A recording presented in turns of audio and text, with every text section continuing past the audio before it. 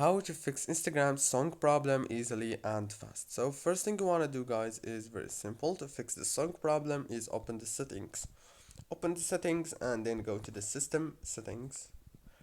Now right here on this page you have to change the language of your phone into the English and make sure the country of your phone is United States. After that, go back and open the apps manager right here. On this page you will find all the apps that you have on your phone, so you have to click on Instagram. After you click on Instagram, now on this page, or what you want to do here is click on this force stop. After you click on force stop, now you have to click on the storage like this. Click on clear data, clear cache, go back, click on the data usage and disable the background data. Go back and now you have to make sure to update your Instagram into the latest version in the Play Store or the App Store. Don't forget to like, subscribe.